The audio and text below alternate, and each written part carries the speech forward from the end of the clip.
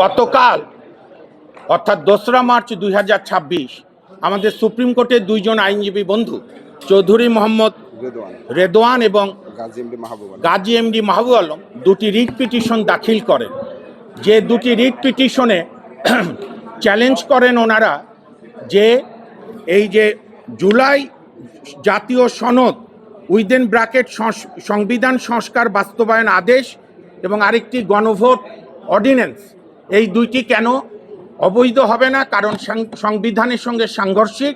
আপনারাও পরিচিত এই শব্দের সঙ্গে, যেটা আল্ট্রাভায়ারাস টু দ্য কনস্টিটিউশন। গতকাল সুপ্রিম কোর্টের একটি সম্মানিত রিট বেঞ্চে, দ্বৈত বেঞ্চে বিচারপতি মোহাম্মদ রাজিকাল জলিল এবং বিচারপতি মোহাম্মদ এমডি আনোয়ার ইসলাম মহোদয়ের কোর্টে আমাদের সুপ্রিম কোর্টের সিনিয়র আইনজীবী এহসানুল করিম এবং আমরা হিয়ারিং করি ও ব্যারিস্টার জ্যোতির্ময় বড়ুয়া সহ অনেক আইনজীবীগণ হিয়ারিং করে। কোর্ট অত্যন্ত ধৈর্য সহকারে শোনেন এবং রাষ্ট্রের সর্বোচ্চ আইন কর্মকর্তা সম্মানিত attorney general, additional attorney general, তাদেরকেও হিয়ারিং শোনেন এবং আরও কয়েকজন আমাদের সুপ্রিম কোর্টের আইনজীবী বন্ধু যারা এই মামলায় এই প্রেয়ারের সঙ্গে একমত নন।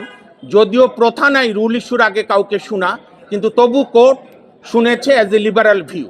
এবং আজকে আদেশের জন্য ছিল, আজকে আদেশ হয়েছে, মহামান্য হাইকোর্ট আদেশ দিয়েছে যে রাষ্ট্রপতি কর্তৃক প্রণীত 13/11/2025 জুলাই জাতীয় সনদ সংবিধান সংস্কার বাস্তবায়ন আদেশ কেন অবৈধ হবে না, সেই মর্মে 4 সপ্তাহের মধ্যে রুল দিতে বলেছে। এবং আরও একটি গণভোট আদেশ, সেই গণভোট অর্ডিন্যান্স যেটা, সেটাও কেন অবৈধ হবে না, সেই মর্মে রুল জারি করতে বলেছে। অর্থাৎ এর মধ্য দিয়ে জুলাই বাস্তবায়ন সংস্কার আদেশ এবং গণভোট সুপ্রিম কোর্টের বিচারাধীন বিষয় হয়ে গেল। আমরা আশা করি ঈদের পরে কোর্ট খুললে এইটা চূড়ান্ত শুনানি হবে। এবং আমাদের মূল গ্রাউন্ড ছিল যে রাষ্ট্রপতি যে অধিকার বলে অর্ডিন্যান্সটা করেছে গণভোটের, সেটা হচ্ছে আমাদের সংবিধানের 93 অনুচ্ছেদে। সেখানে আছে রাষ্ট্রপতি এমন কোনো অর্ডিন্যান্স করতে পারবে না যে বিষয়বস্তু আমাদের সংবিধানে নাই। আমাদের বর্তমান সংবিধানে গণভোটের কোনো বিধান নাই। আর আরেকটা আমরা যে বেসিক রিজনটা বলেছি, কোর্ট প্রাইমা ফেসি কনসিডার করেছে যে 1972 সালের পর থেকে, সংবিধান গৃহীত হওয়ার পর থেকে প্রেসিডেন্ট অর্ডার বলে কোনো কিছু আমাদের রাষ্ট্রের সাংবিধানিক কাঠামোতে নেই।